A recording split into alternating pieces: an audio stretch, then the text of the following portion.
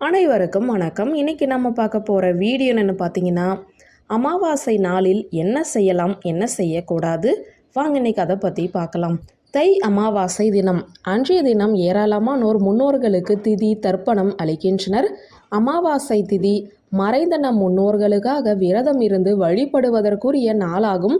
அன்றைய தினம் நம்முடைய முன்னோர்களின் பசியும் தாகமும் அதிகரிக்கும் என்றும், அந்த பசியை போக்க கருப்பு எள் கலந்த தண்ணீரை தர்ப்பணம் செய்ய வேண்டும் என்றும், அவ்வாறு செய்தால் அவர்களின் பசி அடங்கி நமக்கு ஆசிகளை வழங்குவார்கள் என்றும் சாஸ்திரங்கள் கூறுகின்றன.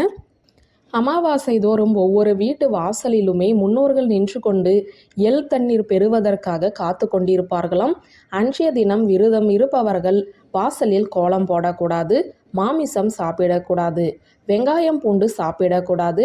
அன்றைய தினம் யாரையுமே கோபமாக பேசக்கூடாது. இறைவன் மகாவிஷ்ணு ராமபிரானாக மனித அவதாரம் எடுத்தபோது தனது தந்தைக்கு பித்திருக்கடன் நிறைவேற்றியுள்ளார். பித்திருக்கடனை நிறைவேற்றினால் நன்மைகள் வளரும் என்று சிவபெருமான் ராமபிரானிடம் கூறியதன் அடிப்படையில் ராமர் தசரதருக்கும் ஜடாயுவுக்கும் எள் தர்ப்பணம் செய்து பிதுர் பூஜை செய்தார் என்று புராணங்கள் கூறுகின்றன. மாதுர்காரகனாகிய சந்திரனும் பிதுர்காரகனாகிய சூரியனும் ஒன்றாக இணையும் காலமே அமாவாசை. அந்த தினத்தில் மறைந்த முன்னோர்களுக்கு திதி தர்ப்பணம் செய்து உணவு படையலிட்டு அவர்களின் ஆசி பெறும்போது நமது பாக்கியஸ்தானம் வலிமை பெறும். இதன் மூலம் திருமண தடை, குழந்தை பிறப்பு தாமதம், வறுமை, நீடித்த நோய், கடன் தொல்லை போன்ற பிரச்சனைகளை நீக்கி கர்ம வினைகளுக்கு பரிகாரம் தேடி கொள்ளலாம். முன்னோர்களுக்கு தர்ப்பணம் கொடுக்க விரதம் இருக்கும் இந்த நாளில் என்ன செய்யலாம், என்ன செய்யக்கூடாது என்று இப்போது நாம் தொடர்ந்து பார்க்கலாங்க. நம் பித்ருக்கள் சக்தி நிறைந்தவர்கள். அவர்கள் ஆசீர்வாதத்தால் புண்ணியமும் செல்வமும் கிடைக்கும். எனவே நம்முடைய வீட்டு வாசலில் காத்திருக்கும் முன்னோர்களுக்கு தர்ப்பணம் கொடுக்க வேண்டும். காலை 6:30 மணிக்குள் தர்ப்பணம் கொடுப்பது நல்லது. அப்படி கொடுக்க முடியாதவர்கள் சூரியன் மறைவதற்குள் தர்ப்பணம் கொடுக்கலாம். ராகு காலம், யமகண்டம் ஆகியவை தர்ப்பணத்திற்கு பொருந்தாது. மதிய வேளை தர்ப்பணம் செய்ய மிகவும் உகந்தது. தர்ப்பணம் கொடுக்கும்போது தங்களின் கோத்திரம், குலதெய்வம், 3 தலைமுறையின் பெயர்களை கோர வேண்டும்.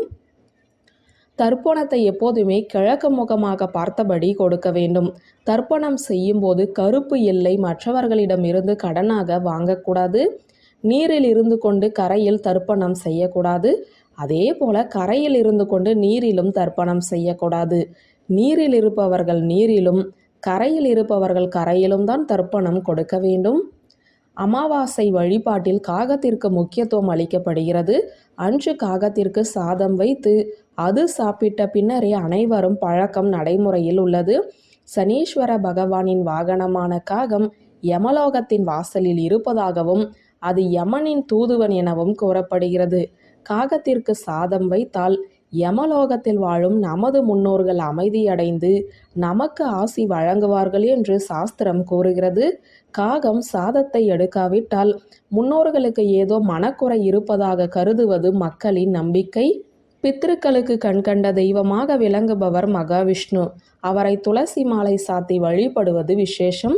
அமாவாசையன்று பித்ருக்கள் வழிபாட்டின் போது வீட்டில் முன்னோர்களின் படத்திற்கு துளசி மாலையோ துளசி இலையோ சமர்ப்பிக்க வேண்டும். இது மகாவிஷ்ணுவை மகிழ்விக்கும். இதனால் பித்ருக்களுக்கு விஷ்ணுவின் ஆசி கிடைக்கும். அவர்கள் மகிழ்ச்சியில் தமது சந்ததியினரை வாழ்த்துவார்கள். அதன் மூலம் நமது துயர் நீங்கி வாழ்வில் சுபிட்சம் உண்டாகும். முன்னோர் வழிபாட்டிற்கு உகந்த அமாவாசை தினத்திலும் வீட்டு வாசலில் கோலம் போடுவதை தவிர்க்க வேண்டும். முன்னோரை வழிபட்ட பிறகே தெய்வ வழிபாடுகள் தொடர வேண்டும் என்பதால் அமாவாசை தினத்தில் வீட்டு வாசலில் கோலம் போடுவதில்லை. கோலங்கள் தெய்வ வழிபாட்டிற்கு உரியவை என்பதுடன் மகிழ்ச்சியின் வெளிப்பாடாகவும் இருப்பவை. எனவே முன்னோர்களை இழந்து அவர்களின் பிரிவால் வாடும் நாம் திதி அமாவாசை தினங்களில் கோலம் போடுவதை தவிர்க்க வேண்டும். வியூவர்ஸ், இந்த வீடியோ உங்களுக்கு பிடித்திருந்தால் லைக், கமெண்ட், ஷேர் பண்ணுங்க. நன்றி.